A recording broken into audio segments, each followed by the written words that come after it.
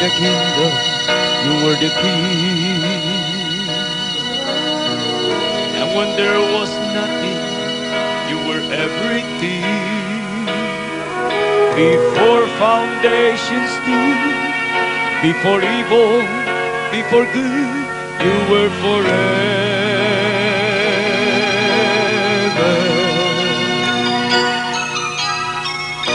Before the night, before the day.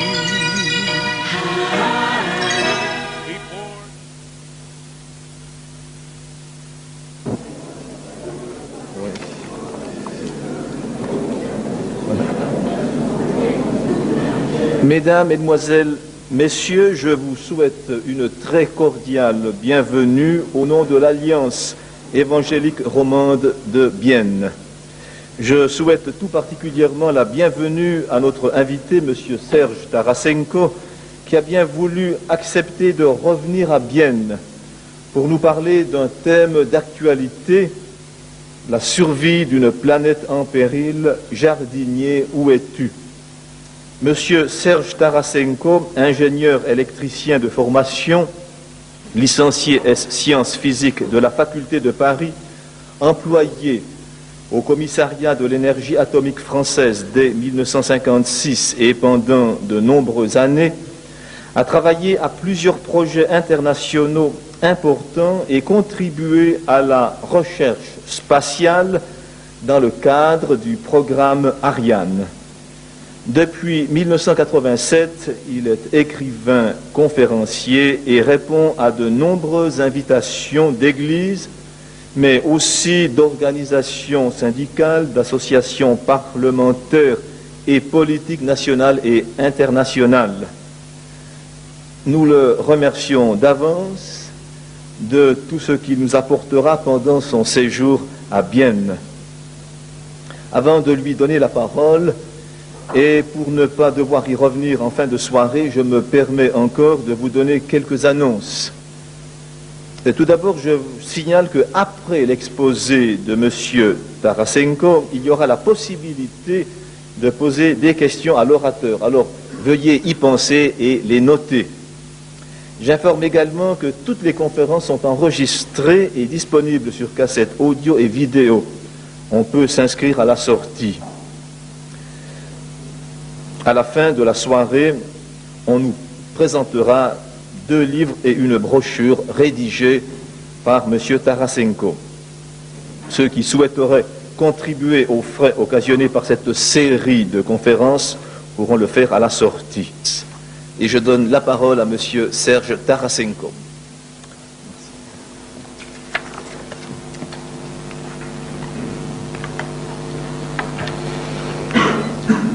Voilà un sujet, comme l'a très bien souligné le pasteur Maté, qui est d'actualité.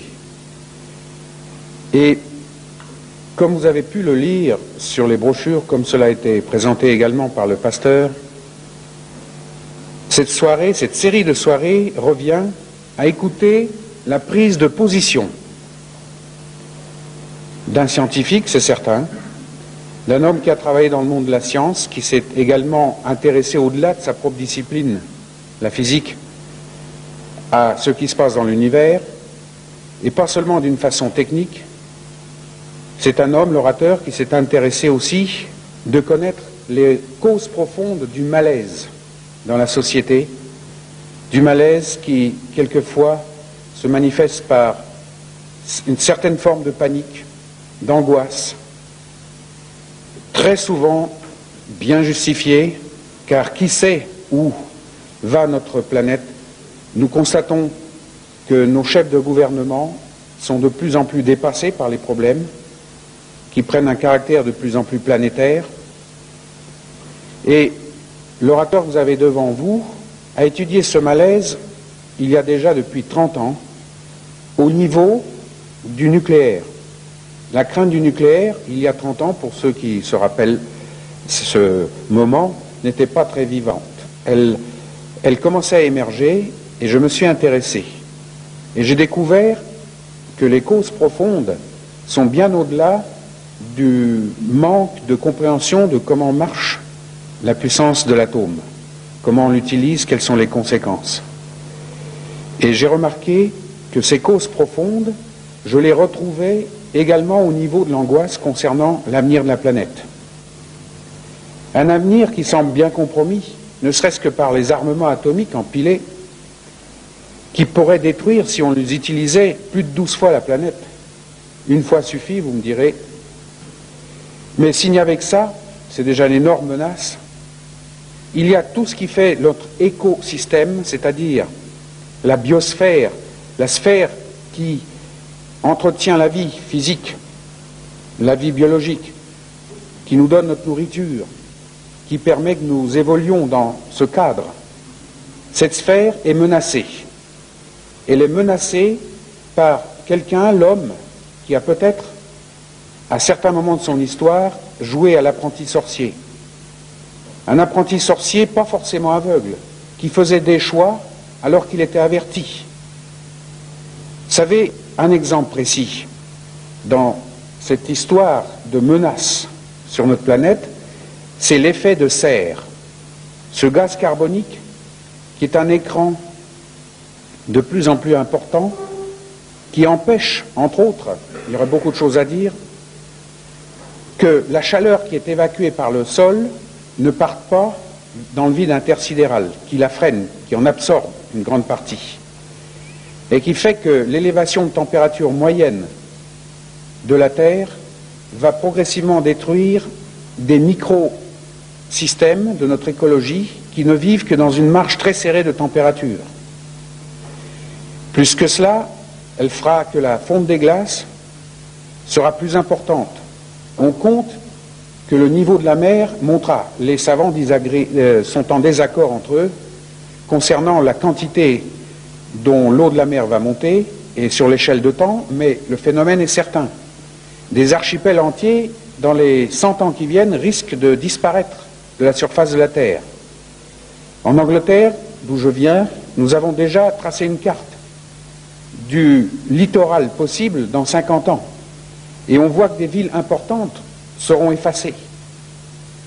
Cet effet de serre, et il y a encore d'autres effets, cet effet de serre a été connu de l'homme depuis déjà longtemps. Et ce n'est pas le savant qui est le magicien. Le savant peut, par ses mesures, avertir la société. Il faut dire qu'il n'y a que depuis quelques années que nos politiciens s'intéressent au problème. Et encore, on les y amène alors qu'ils traînent des pieds. Ils ne voient pas de capital politique à tirer pour eux pour une réélection possible. On voit apparaître en conséquence une polarisation phénoménale au niveau de la jeunesse, au niveau des Verts, ce qu'on appelle, c'est-à-dire tous ceux qui veulent avoir voix dans le forum politique pour crier casse-cou, essayer d'influer pour que les choses changent. Mais là encore, la volonté politique n'est pas forcément présente. N'étant pas présente, les décisions ne sont pas prises, les lois nécessaires pour obliger ceux qui font contravention à l'équilibre de l'environnement par une pollution exagérée, etc., soient punis, ne sont pas là. Et l'homme, ce qu'il a à sa disposition, c'est encore la matraque, la loi. Est-ce qu'il ne serait pas possible de faire que l'homme se remotive pour son univers? Je sais que beaucoup de ceux qui sont sensibles à l'écologie sont réellement motivés. D'ailleurs, ils ne jurent plus que par l'écologie, ils voient ça partout. C'est normal que le balancier parte un peu trop dans l'autre sens, mais encore faut-il que ceux qui nous dirigent soient motivés.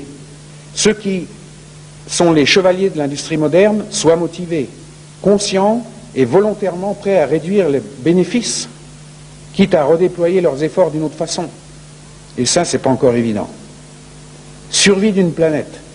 Jamais autant, c'est le grand paradoxe de notre siècle, alors que l'homme a prolongé sa longévité, que l'espérance de vie dépasse maintenant ou tourne autour des 70 ans, que tant de maladies commencent à trouver un solutionnement satisfaisant. Il y a encore beaucoup de chemin à faire. Alors donc que l'homme semblerait pouvoir jouir sur un temps de vie plus grand, avec une mortalité infantile qui baisse, jamais, disais-je, n'a-t-on parlé autant de survie d'une planète. Jamais l'homme n'a été menacé de se détruire lui-même, soit violemment par l'armement atomique soit progressivement par l'extinction de sa biosphère. Prise de position d'un orateur, j'ai dit au début. Je suis chrétien convaincu. Mon expression de foi peut peut-être désarçonner plus d'un. Je suis de l'Est. Nous avons une vue globale des choses, presque mystique. C'est différent comme expression, mais la foi est la même que ceux qui la vivent ici. Et ceux qui vivent cette foi, dans ce problème de la survie de la planète, on ne les a pas beaucoup entendus. Il y a des prises de position fractionnées, timides, avec une vue réduite du problème. Ou alors, on fait le court-circuit brutal, on va directement à ce qui semble être la solution, on dit, eh bien les gens n'ont qu'à se tourner vers Dieu et ça ira mieux. Jeter comme ça, alors qu'il y a du vrai, ça n'a pas de sens, ça ne répond pas à la préoccupation générale d'une société en dérapage. Alors, j'ai décidé personnellement de prendre position.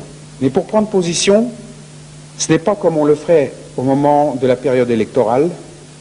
J'ai décidé de prendre position, non pas sur des actions concrètes, j'ai décidé de prendre position sur ce que je considère être la base, le fond suprême. C'est-à-dire, je reprends en cela une parole de la Bible qui rappelle que sans vision, le peuple périt.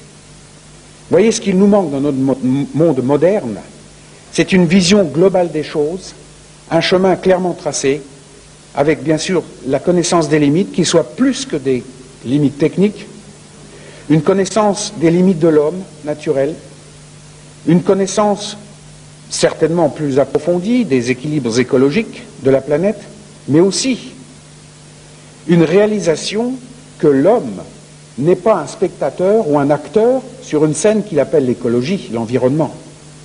L'homme fait partie intégrale de cet environnement. Il est environnement lui-même.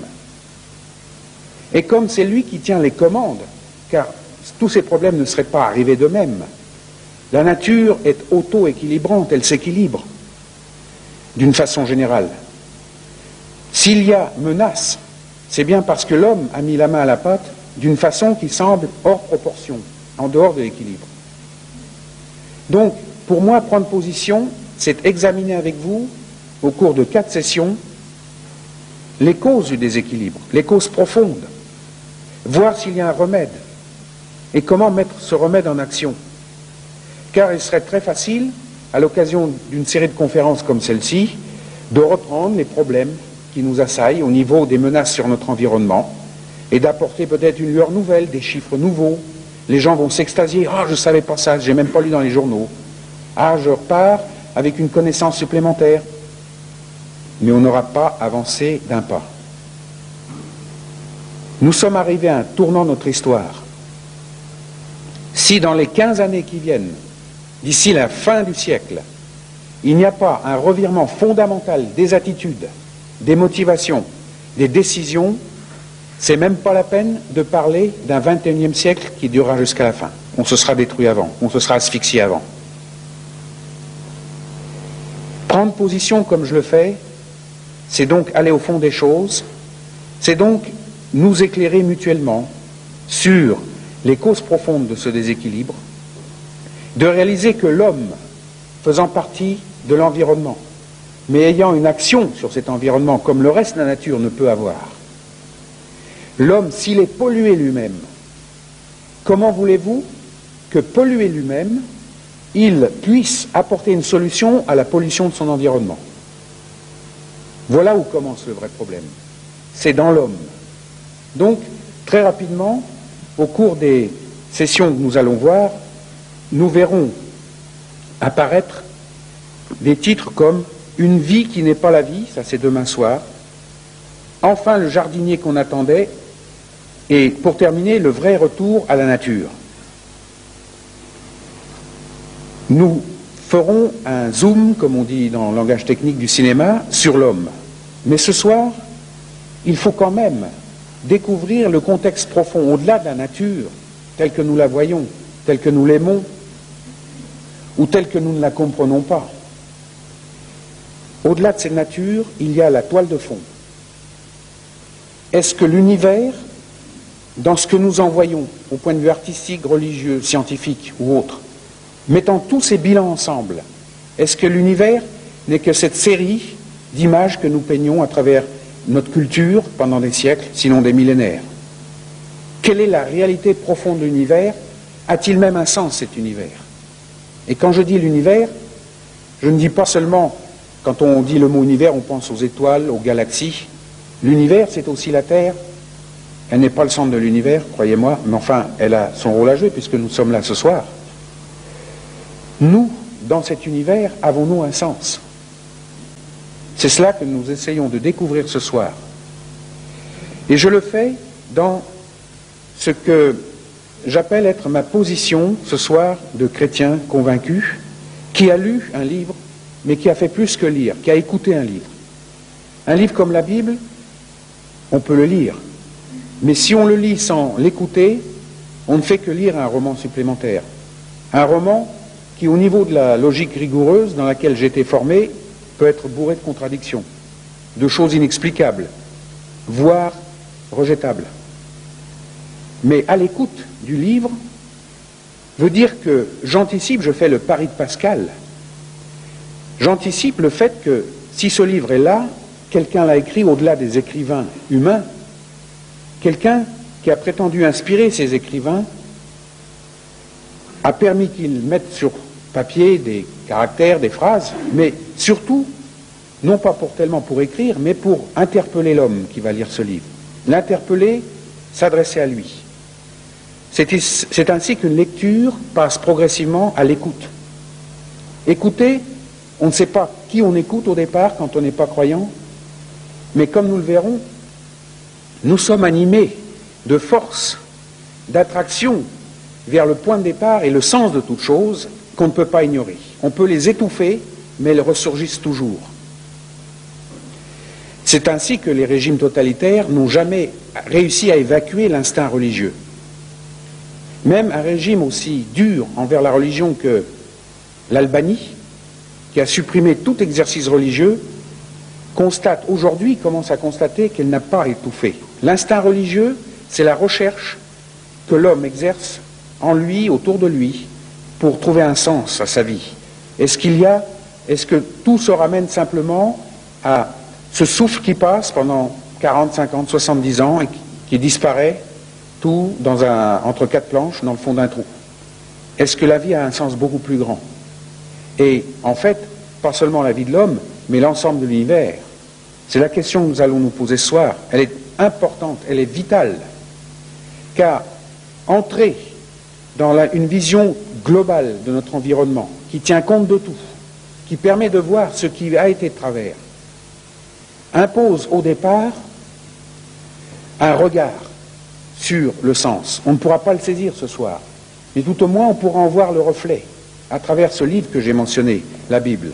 Je me suis approfondi sur ce livre, non pas en lisant simplement une traduction en français, en anglais, en russe, mais en allant à l'écriture de départ, à l'hébreu, en étudiant un peu la civilisation hébreu, en écoutant un peu ces rabbins, il y en a encore de nos temps, en lisant la méditation rabbinique qui s'est étalée sur des milliers d'années, qui se trouve dans la Midrash Rabbah, qui est pratiquement pas connue tout à l'ouest, qui est la méditation rabbinique par voie orale et qui a un jour trouvé sa place dans un livre, dans plusieurs tomes en fait. Et ce soir, ce que j'aimerais vous livrer, c'est un reflet d'un univers qui peut se présenter au niveau de l'image que nous en avons comme quelque chose qui est apparu par hasard, on ne sait pas ce qui s'est passé avant le Big Bang, et puis qui semble cheminer par nécessité. Alors, la nécessité est sous-tendue par les forces de l'univers, et puis l'homme a cru que c'est ainsi, les choses étaient faites, et que tout retournait au néant. Là je cite le philosophe français Monod, tout retournant au néant, qu'est-ce qui reste à l'homme? Jouir au maximum de l'existence. Le bien collectif, le bien personnel, est jugé par le critère de jouissance. Tout ce qui me permet de jouir la vie, dans tous les azimuts possibles, c'est le bien. Tout ce qui m'empêche de jouir, c'est le mal. Voilà dans quelle morale hédoniste sombre notre civilisation. Et ça, c'est la recette, non seulement pour l'extinction de toute une culture, mais aussi pour la destruction de notre environnement. Jouir de l'environnement, c'est le piller, avoir aucun regard pour l'équilibre de cet environnement. On ne pense même plus aux générations qui viennent. C'est pourvu que moi je jouisse, ça va. Et la génération qui monte, je me suis souvent posé la question, on ne lui laisse pas une belle planète. On lui laisse une planète littéralement piégée, dans tous les sens du mot. Alors, jouir, voilà où ça conduit. Bien sûr, on a une faculté de jouir. Mais cette faculté de jouir doit aussi trouver sa place dans une harmonie bien plus grande que tous nos concepts, toutes nos religions, toutes nos philosophies. Elle doit trouver sa place dans ce qui a fait au départ l'équilibre de l'univers, que la science découvre sous plusieurs aspects. L'univers, hasard, c'est ce qui peut apparaître. Est-ce qu'il y a un projet? Il est hors de moi de dire ce soir, voilà, le projet, c'est ci, ça, et puis on s'y tient. Ce que je vais faire, c'est, comme je vous dis, mettre un reflet. Vous le prendrez au niveau de ce que vous pouvez prendre, sans plus, mais vous emporterez.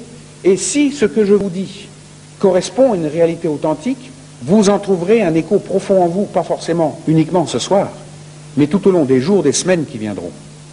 Vous serez aussi à l'écoute de ce projet dans l'univers. Un projet qui n'est pas comme, si vous voulez, un ensemble de règlements, d'idées nouvelles, de plans, de dessins, de formules. Ce projet, comme nous le verrons, c'est la réalité divine elle-même. Ce que nous verrons dans ce projet, c'est qu'un univers est mis en existence, non pas pour cheminer par hasard vers une extinction possible, mais est appelé, au cours de cette phase de cheminement, à rejoindre l'achèvement, l'aboutissement de tout. C'est comme si la création ne cessait de continuer. Elle ne s'interrompra que lorsque le projet sera pleinement réalisé, et ce projet, c'est la perfection. Elle n'est pas de ce monde, on dit couramment. L'essentiel, c'est de savoir que, n'étant pas de ce monde à l'heure actuelle, nous sommes tous, si j'ose dire, programmés, j'aime pas le terme parce qu'il est trop déterministe, mais ça illustre bien, nous sommes tous programmés pour cette perfection. Tout dans notre vie est dirigé dans ce sens. Mais nous pouvons rencontrer des moments de notre histoire où nous trouvons un obstacle phénoménal. J'ai parlé des menaces qui pèsent sur la planète.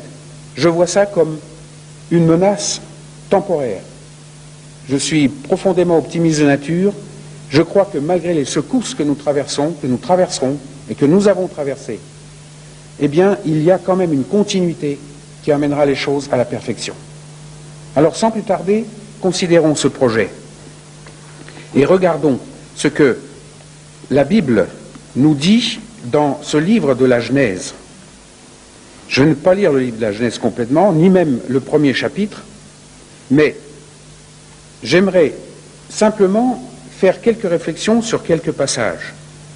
Et les premiers mots qui nous interpellent, les traducteurs en ont fait ce qu'ils ont pu en faire, sont ces mots du premier verset du premier chapitre.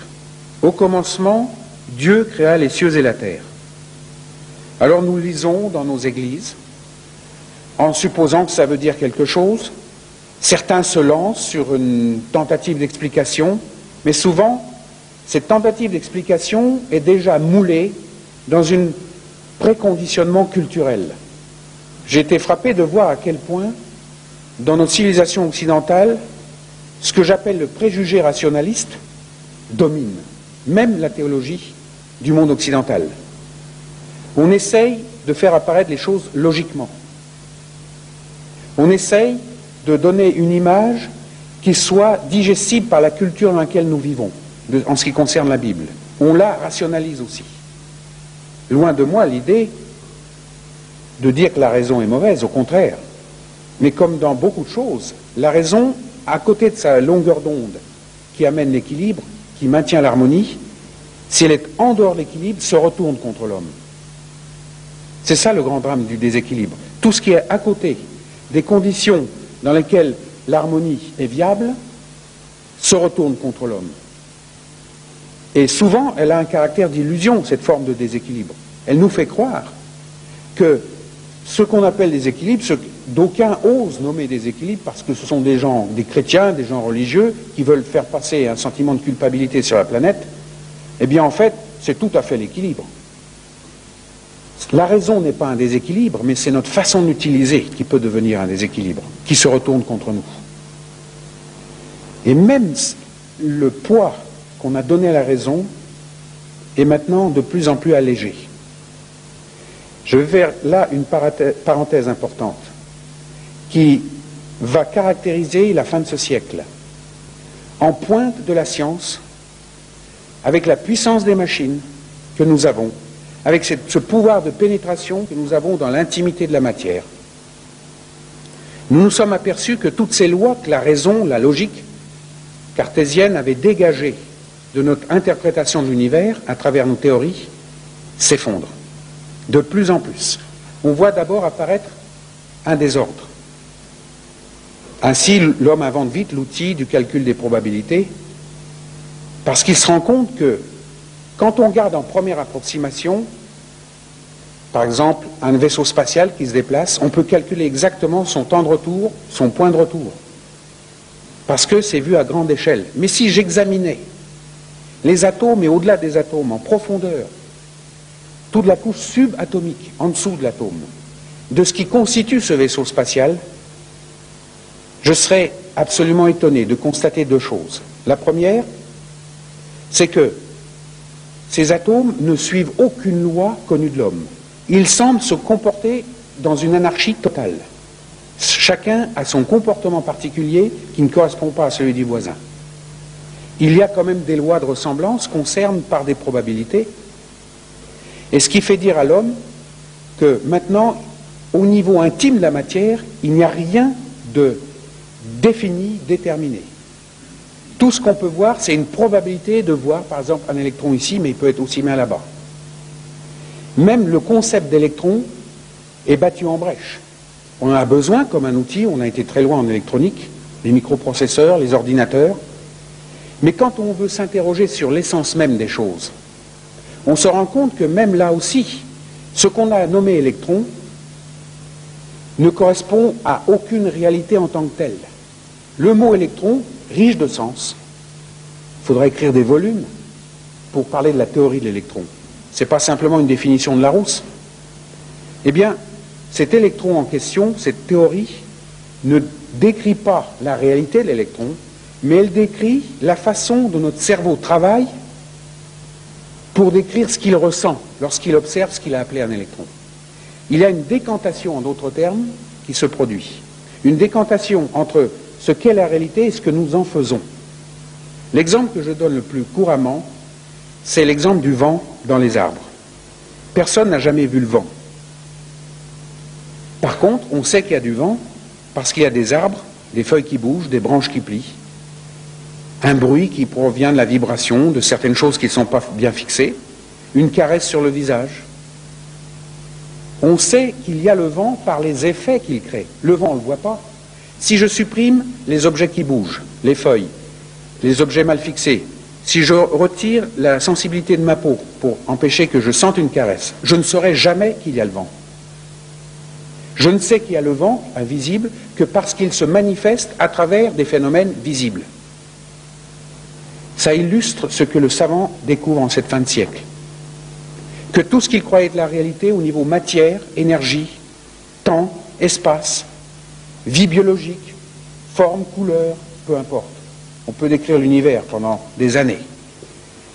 Tout ce vocabulaire ne traduit pas la réalité des choses, mais traduit la façon dont l'invisible, la réalité invisible, actionne nos feuilles cérébrales, si j'ose dire, crée des sensations cérébrales au niveau de notre perception sensorielle, crée aussi la possibilité, toujours par ces courants ioniques qui circulent dans notre tête, la possibilité de concevoir, la possibilité de démontrer, mais qu'en fin de compte, tout se ramène à des images.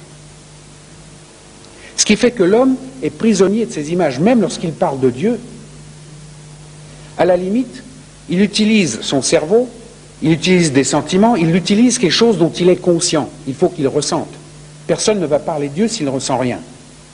Quand je dis ressentir, ce n'est pas forcément sur le plan émotionnel, ça peut être sur un plan de méditation profonde, si rien n'arrive à son conscient, il ne pourra rien décrire. Mais le malheur, c'est que quand il commence à décrire, il ne décrit pas Dieu, il décrit ce qu'il en ressent. Vous voyez dans quelle prison est l'homme? Et en fait, c'est ce dont la science se rend compte de plus en plus.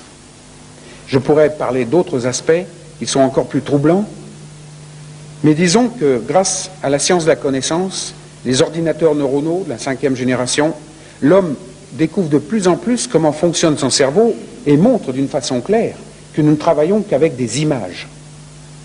Les images correspondent à ce que notre cerveau ressent de cet invisible qui agit sur nous. Il n'est pas dans un compartiment, il agit. Alors, nos images sont renvoyées par notre cerveau et l'on voit des formes, des couleurs, on voit défiler le temps, on voit l'espace, et on finit, parce qu'on ne fait pas attention, par confondre l'image et la réalité. On dit, la réalité c'est ce que je vois, c'est ce que je comprends, c'est ce que je démontre. Eh bien, voici un concept qui est en train de sauter dans un monde scientifique qui jusqu'ici n'a aucune référence au divin. Notre culture devra s'habituer à ce changement. Le bouleversement culturel qui en suivra comme conséquence fera que ce que nous connaissons de notre société à l'heure actuelle sera méconnaissable peut-être aussi près que dans 20 ou 30 ans. Et ce n'est pas un avertissement, c'est une constatation. Alors, la Bible aussi nous apparaît à travers des mots. L'interprète qui a lu l'hébreu a essayé aussi de comprendre dans son moule qu'il avait reçu, un moule logique, et essayer de rendre logique au commencement, c'est qu'ainsi commencent toutes les histoires, Dieu créa les cieux et la terre. Alors que l'hébreu n'est pas influencé par la culture cartésienne. Descartes n'était même pas né encore, que déjà ce livre était écrit. Ça faisait des milliers d'années. Et il nous dit au commencement de, c'est-à-dire c'est la traduction presque littérale du mot Bereshit qui veut dire par un principe et pour un principe.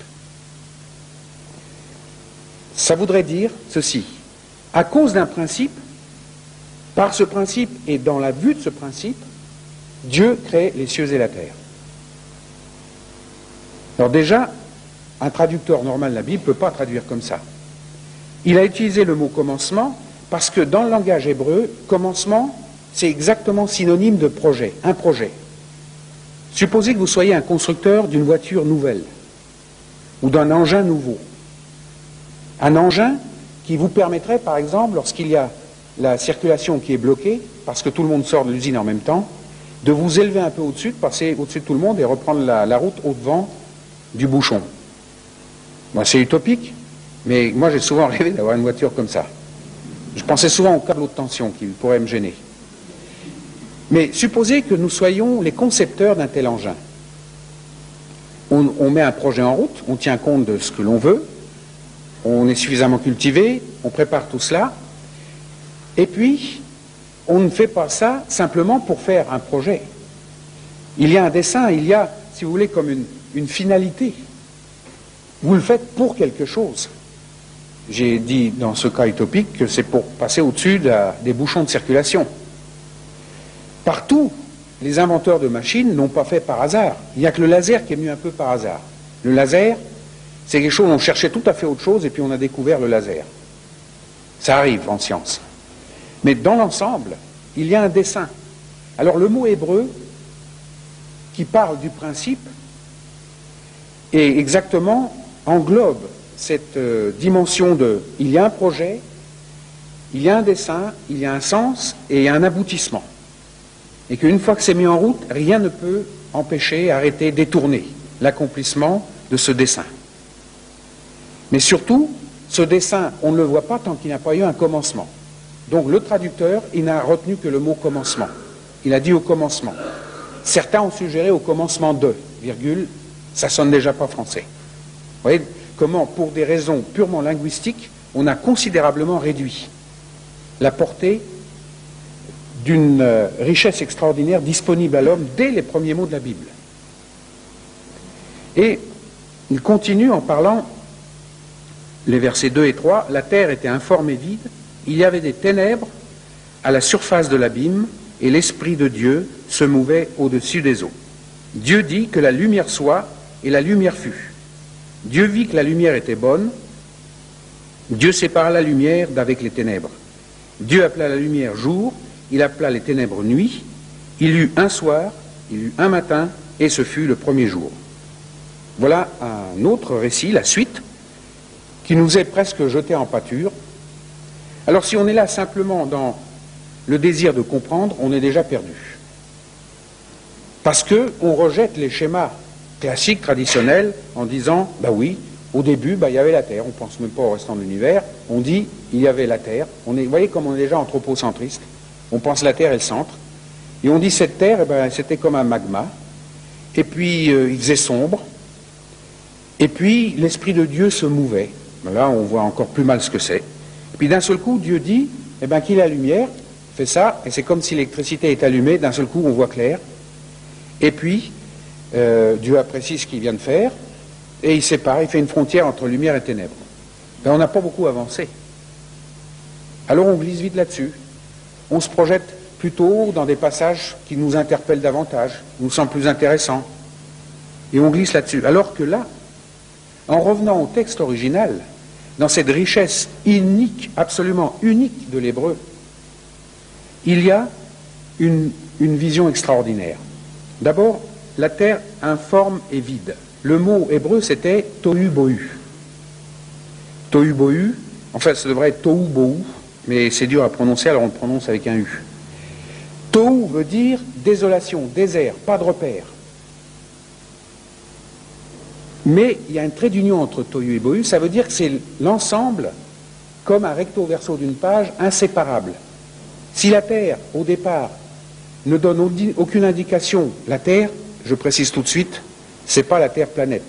C'est le monde que nous appellerons le monde de nos images, le monde matérialiste. La dialectique matérialiste, qui fait la force, la pierre angulaire du marxisme, s'appuie sur un examen de ces images et sur l'affirmation que ces images sont la réalité, que tout ce que l'on ne peut pas expliquer, et expliquer produit une autre image, qui se superpose à ce qu'on a observé, et quand ça colle, on dit, ça y est, c'est ça. Ils disent, tout ce qui sort de là, c'est irréel, ça n'a aucun sens. C'est ça, ce qu'ils appellent le matérialisme. C'est plus que simplement vouloir avoir toutes sortes de gadgets. Disons qu'une culture matérialiste comme ça amène finalement une poursuite effrénée vers tout ce qui fait la jouissance matérielle. Mais au départ, c'est ça. Donc, dans un sens, le vocabulaire n'est pas faux, même chez Marx. C'est bien le monde de la matière, le monde de nos images. Et le monde de nos images sera un recto verso. Au départ, si un observateur était là, et je regrette beaucoup pour nos théoriciens du Big Bang, qui parlent de comment l'univers a commencé, je regrette beaucoup pour eux, il n'y avait pas d'observateur, il n'y avait personne comme témoin. C'est de la haute spéculation, je ne dis pas ça dans un sens péjoratif, c'est une spéculation intelligente, constructive, basée sur beaucoup d'expériences, d'observations, mais ce n'est qu'une spéculation. On ne pourra jamais faire la preuve scientifique dans le sens qu'il fallait que l'observateur soit là. Eh bien, supposons, juste pour argument, qu'il y ait là un observateur, le recto, le tohu, lui aurait apparu comme une absence, pas tellement de référence sur place, mais de sens. Où est-ce que ça va tout cela? Voilà l'hydrogène qui apparaît, point de départ, à partir de quarks, et puis petit à petit les autres atomes se structurent au niveau du noyau, les quarks se combinent, on a des noyaux plus lourds, etc. Mais il constate au départ que l'hydrogène, et ça même on le constate maintenant, que lorsque les premiers atomes tout à fait la base des éléments de la nature, c'est l'hydrogène, 1, le chiffre 1, le noyau d'hydrogène est composé de deux constituants. Un qui s'appelle le quark tournant positif et le quark tournant négatif. Je ne vous entre pas dans les détails. Ils sont d'une façon telle que la somme de leurs trois masses fait la somme 1 du noyau. Je ne ferai pas plus de technique.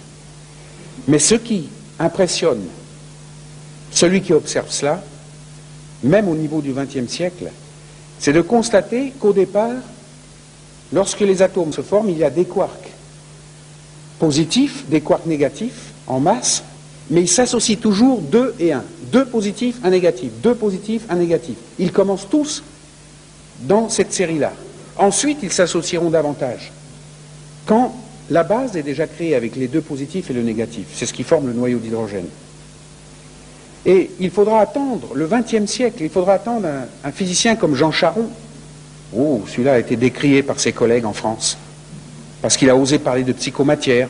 C'est un physicien solide, qui a gagné ses cartes de crédit, car il a prolongé la théorie d'Einstein dans bien des domaines. Eh bien, c'est le premier à dire que c'est comme si la matière avait un certain psychisme. Bon, il le traduit par psychisme. C'est comme si la matière, entre guillemets, connaissait, avait un message. Lorsqu'ils vont s'associer, ils ne s'associent pas 4 et 2 ou 7 et 3, c'est toujours 2 et 1, 2 et 1, 2 et 1. C'est comme si elle connaissait quelque chose. Voilà où en est la science. Elle s'arrête là, elle ne cherche pas à savoir comment elle connaissait. On ne peut pas démonter les mécanismes de la connaissance du quark, mais on constate cela. Et l'homme se dit, il y a un sens, mais quel est-il? C'est le tohu, je ne vois pas le sens. Et ensuite vient le mot bohu. Bohu veut dire, et textuellement en hébreu, en lui, c'est. C''es. En lui, capital L, c'est. Ça veut dire, le sens n'est pas à chercher en examinant la matière, c'est en lui, dans le Créateur, que je trouve le sens de toute chose. Donc, dès la première page, dès les premières phrases de la Bible, il y a un recto verso qui apparaît, qui nous dit, à première vue, on ne voit pas le sens, mais si tu veux découvrir le sens, il faut que tu découvres celui qui est le sens, non pas qui a le sens des choses. Comme un ingénieur intelligent qui invente une machine, il a le sens de cette machine, dans son cerveau au départ.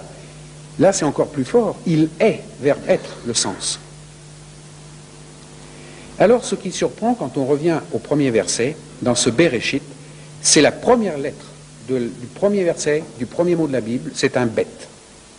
Bet, c'est la deuxième lettre de l'alphabet. C'est pas Aleph qui apparaît comme première lettre de la Bible, c'est bet. Et bet est une lettre donc qui porte le poids de 2. Elle nous rappelle en ce faisant que tout sera recto verso. Et ça, nous le savons, c'est un vieux principe de l'univers, action-réaction, lumière-obscurité, amour-haine, joie-souffrance, positif-négatif, etc., etc. Partout. Électron-positron, matière-antimatière. Partout, il y a une dualité indissociable. On ne peut pas séparer les deux. Il y a fonction d'onde et particule pour la lumière. La lumière, on a cru tantôt que c'était l'un, tantôt l'autre, maintenant on s'aperçoit que c'est les deux. Et ainsi de suite. Tout n'est que recto verso.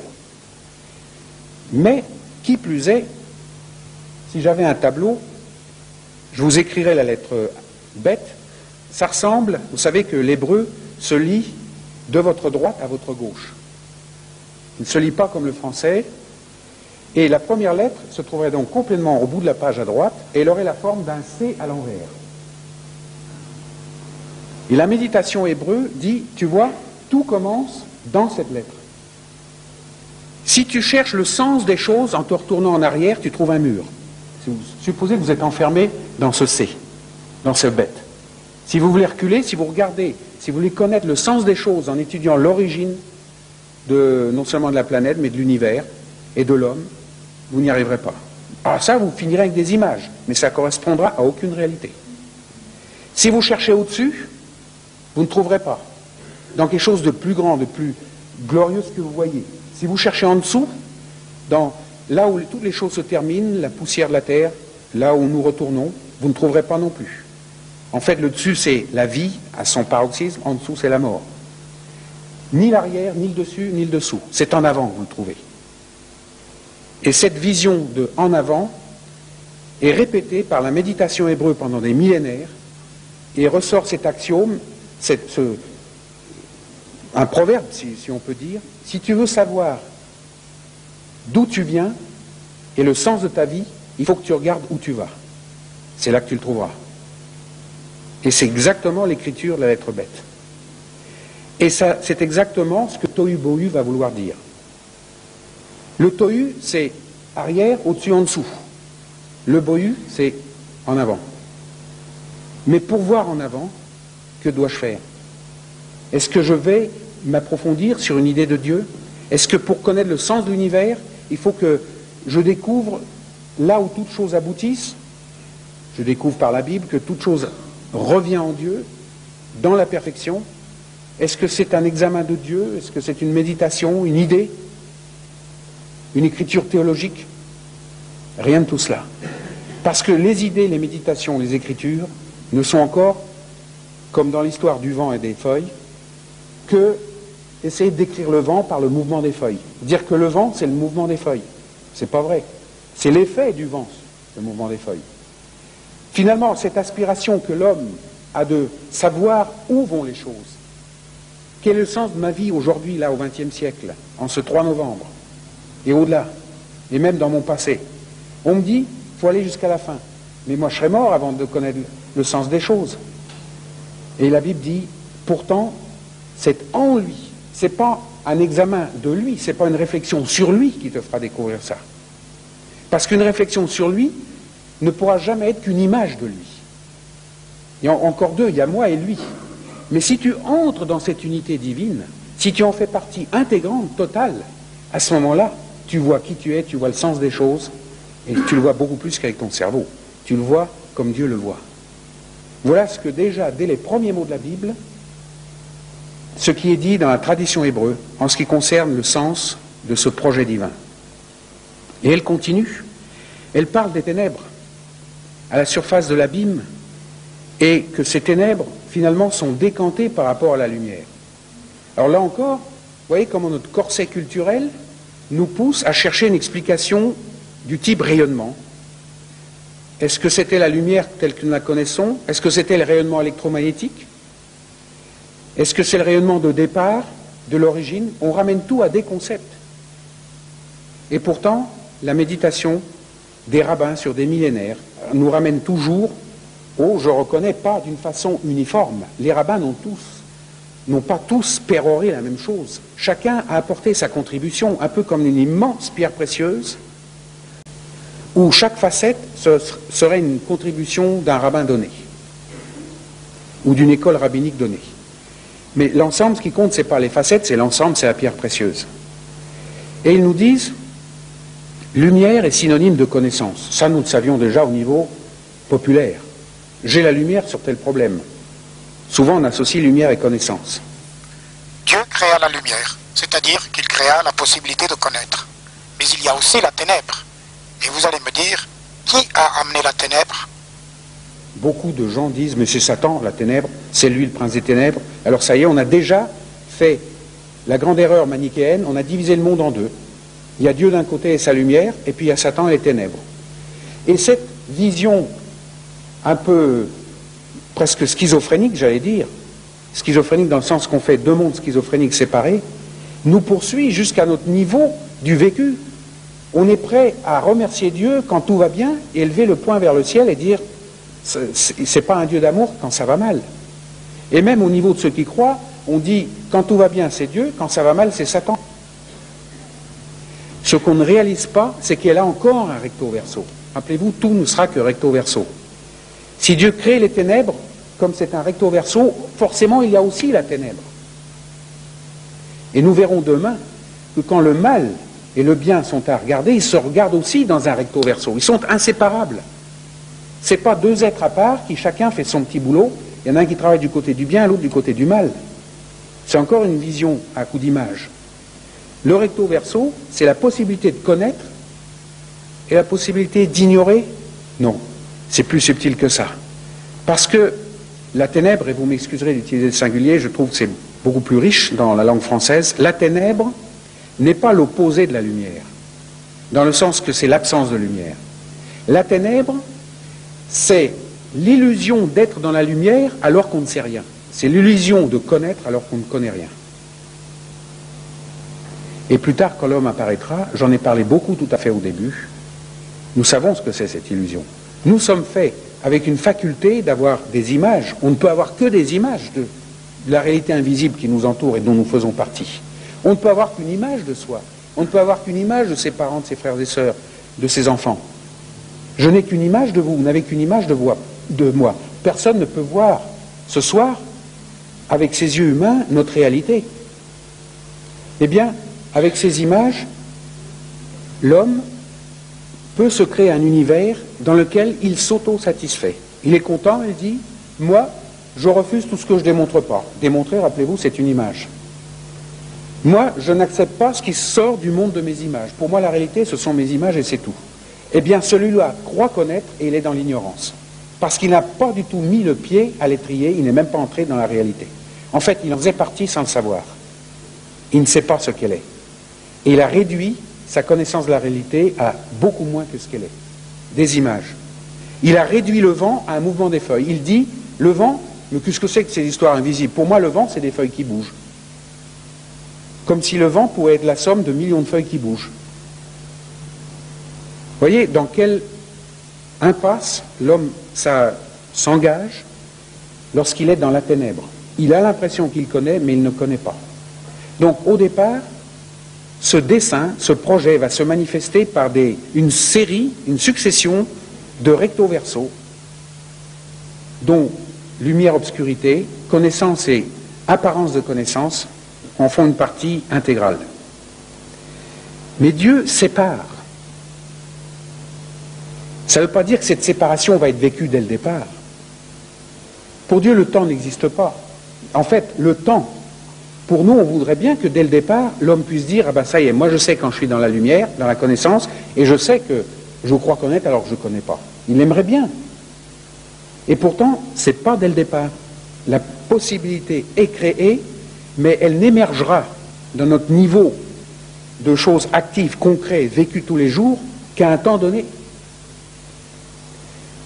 Et pourtant, il le sépare. C'est-à-dire qu'il va donner non seulement la possibilité de connaître et de croire qu'on connaît ou qu'on ne connaît rien, mais il va donner la possibilité, dans un certain cheminement de notre vie, qui sera différent d'une génération à l'autre, peut-être d'une culture à l'autre, il donnera la possibilité d'entrer et de savoir avec assurance que je suis enfin dans la lumière. Ce n'est pas moi qui ai la lumière, mais j'en fais partie. Ce n'est pas moi qui possède la vérité, mais j'en fais partie. J'entre dans la vérité, je commence à la connaître. Parce que je deviens vérité moi-même. C'est ce que nous verrons tout au long de cette 4 sessions. La connaissance, ce n'est pas une interrogation d'un sujet qui observe un objet, qui réfléchit dessus, qui décrit ça par un langage, qui met un concept, une théorie dessus, et qui le met en mémoire. C'est pas ça, ça c'est pas la connaissance. À la limite, s'il érige ça en valeur suprême, ça devient la ténèbre. La connaissance, quand je regarde la lumière, je ne connaîtrai la lumière, par exemple celle qui nous environne ce soir, dans laquelle nous baignons, que dans la mesure où je deviens lumière moi-même. À partir du moment où je suis lumière comme cette lumière est, je sais ce qu'est la lumière, mais pas avant. Il n'y aura qu'une relation de sujet à objet. Donc, je n'aurai qu'une idée de la lumière, et non pas l'essence même. Vous voyez, c'est toujours ce divorce entre réalité et image, qui sera l'apanage de la culture du XXIe siècle, et qui nous semble tellement dur, peut-être ce soir, pour beaucoup d'entre nous, à accepter. C'est tout l'écroulement d'une priorité de la raison qui s'effectue ce soir, et qui s'effectue depuis déjà 70 ans avec l'avènement de la physique quantique. Je continue, parce que j'aimerais terminer sur ce thème de hasard au projet. Le projet apparaît, l'aboutissement du projet, c'est l'union totale, c'est la connaissance totale. Nous entrons complètement dans la réalité de ce que nous voulons connaître, nous devenons cette réalité, nous devenons connaissance, mais c'est la fin du cheminement. Il y a un dessin, le projet c'est de tout y amener. Le contexte, c'est un contexte de recto-verso. J'ai nommé les 2 plus grands, les 3 plus grands, il y en aura d'autres, je les ai brièvement énumérés tout à l'heure. J'ai parlé d'action-réaction, haine, amour, prospérité, adversité, je reprends les thèmes d'Ésaïe 45, et ainsi de suite, maladie, santé, tout est indissociablement, comme dans le recto-verso, associé. Et il arrive que le récit continue et nous amène finalement au départ de l'histoire. Ce départ de l'histoire, l'homme va jouer un rôle central. L'histoire s'est déroulée avant lui, mais l'univers, à sa façon, avait une certaine conscience de lui, entre guillemets, puisqu'on parle de psychomatière, C'est peut-être ça, je ne sais pas, Teilhard de Chardin a beaucoup travaillé là-dessus. Mais quand l'homme apparaît, ce sera l'être qui aura non seulement conscience de ce qui l'entoure, mais qui réfléchira et qui s'interrogera. Demain, nous allons mettre le projecteur sur l'homme. Mais j'aimerais, avant que nous terminions, parcourir des centaines, des milliers de pages même, des siècles, des millénaires, et arriver à ce qu'un autre grand écrivain de cette Bible, l'apôtre Paul, a écrit dans les Romains. Et cela me servira de conclusion. Alors, dans les Romains, au chapitre 8, nous trouvons ces paroles. Je vais trouver le verset exact. Les versets 18 à 22 inclus. Nous lisons ceci, c'est Paul qui parle à la première personne. « J'estime, dit-il, Romains 8, 18, que les souffrances du temps présent ne sauraient être comparées à la gloire à venir qui sera révélée pour nous. Ainsi, la création attend-elle avec un ardent désir la révélation des fils de Dieu. Car la création a été soumise à la vanité, non de son gré, mais à cause de celui qui l'y a soumise, avec l'espérance qu'elle aussi serait affranchie de la servitude de la corruption pour avoir part à la liberté de la gloire des enfants de Dieu. Or, nous savons que jusqu'à ce jour, la création tout entière, qui attend donc, soupire et souffre les douleurs de l'enfantement. Une façon qui correspond à l'époque pour décrire les choses. Peut-être qu'aujourd'hui on utiliserait un langage différent, mais le thème est le même. Il y a une gestation en cours. Un peu comme la maman qui va voir son enfant naître est en attente, elle est dans les douleurs de l'enfantement à un moment donné. Il y a quelque chose en formation, quelqu'un en formation, qui arrive à mettre le pied à l'étrier, si j'ose dire, dans la vie, indépendante par rapport à sa mère, tout au moins sur le plan biologique, au moment de la naissance. Il y a toute une attente. Et ce qui est frappant, c'est que Paul présente l'univers presque comme une personne. Il conjugue des verbes qu'on ne conjuguerait qu'avec une personne. On ne peut pas dire qu'une porte attend d'être fermée ou ouverte. Une porte, elle s'en fiche. Elle n'a pas de psychisme. La création attend-elle? Elle attend la révélation des fils de Dieu. Elle est soumise à une vanité. Mais elle a une espérance.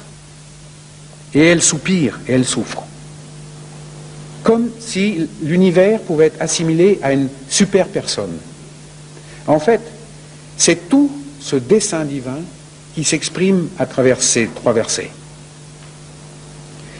C'est pas seulement l'homme, il ne faut pas être anthropocentriste et centré à se dire que c'est l'homme qui participe à ce cheminement. La Terre, une fois que l'homme aura atteint la perfection, elle sera dégagée, détruite, remplacée par autre chose. L'univers entier participe. Et c'est une constatation fondamentale, centrale dans le thème de la survie d'une planète. Car on peut même réduire au niveau de la survie notre lutte au niveau de la planète. On ne va pas se préoccuper de ce qui se passe dans les étoiles pour faire survivre notre civilisation.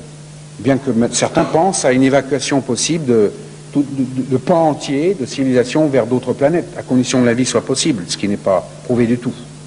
C'est pas de ça dont je parle. Même au niveau de notre planète, il faut presque avoir ces yeux, ce regard qu'a Paul, pour voir l'environnement dans son ensemble. L'environnement, ce n'est pas simplement nous, observateurs, d'une nature, l'observer. Les feuilles, les arbres, les animaux, les sources d'énergie, les sources de nourriture, les différents écosystèmes qui font la biosphère. Ça, c'est encore une observation d'une image par un observateur. Nous ne regardons à aucune réalité. Si nous avons accès aux mécanismes qui contrôlent l'équilibre de l'univers, c'est déjà bien, c'est un bon point de départ. Mais si nous nous arrêtions là, si nous avions toute la science pour établir l'équilibre dans l'univers, on n'aurait résolu que temporairement le problème. Voir le problème de la survivance de notre planète, de la protection de notre environnement, exige le regard qui était celui de Paul. de voir la création, cette fois-ci non pas intellectuellement, nous découvrirons surtout demain comment, de voir la création comme aussi faisant partie intégrante de nous et nous de la création, et de se rendre compte qu'il y a dans ce cheminement une phase finale. Il appelle ça la révélation des fils de Dieu. Cette phase finale, nous en parlerons beaucoup dans la 3e session. Nous sommes dans cette phase finale. Nous verrons ce que c'est. Ce serait beaucoup trop long de développer ça parce que je voudrais laisser la place aux questions. Mais ce qui attire mon attention dans le cadre de ce premier exposé, c'est que aussi la terre est soumise à la vanité. Alors, là encore, des gens bien intentionnés disent, voilà, bah, c'est le péché, c'est tout ça. Rien à voir. La vanité, le mot adjectif qui est attaché au mot, c'est vain, quelque chose qui est vain. C'est-à-dire, on fait un tas de choses et finalement ça se ramène à rien. C'est ça, être vain. Vanité, pas dans le sens de je suis gonflé, dans le sens de vain. La création se rend compte, vous vous rendez compte de cette intelligence, entre guillemets, qu'il y a dans l'univers. Et comme nous faisons partie, au niveau même de notre corps physique, des éléments qui constituent l'univers, nous aussi nous avons du carbone, hydrogène, oxygène, azote, sels minéraux. Eh bien, tout en nous est conscient d'un cheminement, d'une attente, d'une espérance. Et qu'est-ce qui nous bloque de ne pas le réaliser? C'est encore notre cerveau, parce qu'il est prisonnier des images. Il ne s'en tient qu'à ce qu'il comprend dans l'art de manipuler les images, et c'est tout. Et pourtant, nous faisons partie de cet univers qui attend, qui est dans l'attente en réalisant une vanité profonde. La vanité, c'est que tant que l'univers ne se ramène qu'à ce dont il a conscience de lui-même, que nous nous ramenons à ce dont nous avons conscience de nous-mêmes, c'est vain, ça ne sert à rien, ça ne débouche nulle part. Et c'est ça le grand drame profond derrière une approche du rééquilibrage de l'environnement en limitant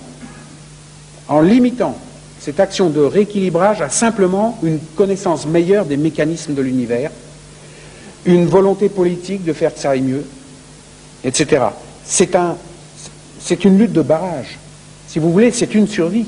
Mais nous sommes appelés à plus qu'une survie. Nous sommes appelés à une vie authentique. Demain, nous verrons la vie qui n'est pas la vie. Pour montrer que la vie biologique n'est pas la vie. C'est qu'un souffle qui passe. La vie véritable est disponible déjà, sur un plan complètement différent, mais qui donne un sens à cette vie qui passe. Et qui va donner un sens à notre façon de voir l'univers. Il faudra le voir avec des yeux plus que scientifiques, plus que des yeux verts, si je peux m'exprimer ainsi, plus que des yeux écologiques. Il faudra les voir avec les yeux du divin, avec les yeux que Paul avait. Je ne parle pas des yeux comme ça, je parle du regard profond de l'homme dans toute sa dimension. À ce moment-là, dans cette vision de l'univers, nous saurons comment, pourquoi d'abord est venu le déséquilibre et comment le rétablir. Et ce que nous verrons surtout, c'est que cet équilibre a été rétabli. Il est disponible, il est comme derrière une porte, et nous nous obstinons à vouloir le rétablir par nous. Il est disponible, il est accessible. La solution est déjà là. Elle a déjà été écrite. Elle a déjà été rendue disponible à l'homme. Et l'homme continue à se bloquer dans ses images. Alors je termine en disant l'univers, ce n'est pas un hasard. Le hasard, c'est une réaction contre une constatation profonde qu'il y a un dessein. C'est un effet réactionnaire, la théorie du hasard. D'ailleurs, elle est débarquée maintenant. On ne parle plus de hasard en science. Mais il y a un projet. Ce projet, nous ne le découvrons pas en examinant les structures de l'univers. Même en regardant des quarks qui s'associent, on ne découvre pas le projet, on découvre qu'il y a un projet sans savoir ce que c'est. On peut découvrir ça au niveau de beaucoup d'autres choses, au niveau de l'humain, comme nous verrons demain. Mais en fait, le projet lui-même ne se découvre que lorsque nous entrons dedans. Nous devenons partie prenante, totale, intégrée. À ce moment-là, devenant projet nous-mêmes, partie de ce grand projet, nous entrons dans sa réalité et nous sommes enfin en mesure de retourner vers notre environnement et de solutionner ses problèmes. C'est ça la position du chrétien. C'est ça la position de la sentinelle qui annonce que, comme le disait tout à l'heure un pasteur, que le matin vient et la nuit avec. Le matin, c'est la lumière. C'est comme dans ce texte que nous avons lu, il y eut un soir, au départ on ne voyait rien, mais il y eut aussi un matin. Les choses ont commencé à apparaître clairement. Le matin vient. Le matin, il y a un avenir à cette planète. Elle ne va pas disparaître comme ça dans un cataclysme. on va peut-être passer par de sérieuses secousses. Mais il y a un avenir. Le matin existe. Mais il y a aussi, superposé dans ce recto verso, l'obscurité. C'est-à-dire, nous croyons que finalement la solution, c'est simplement une volonté politique, c'est simplement la découverte des mécanismes, etc. Ça fait partie, mais ça n'a aucun sens, c'est pas intégré dans le projet. Il faut trouver comment toutes ces choses que j'ai appelées volonté politique et autres reviennent dans le projet, s'intègrent dans le projet, en ont toujours fait partie, et c'est l'homme qui les a détrônés. À ce moment-là, le projet deviendra nôtre parce que nous serons dedans et nous serons en mesure d'aller plus loin. Eh bien, c'est tout pour ce soir. Je vous laisse la place pour les questions.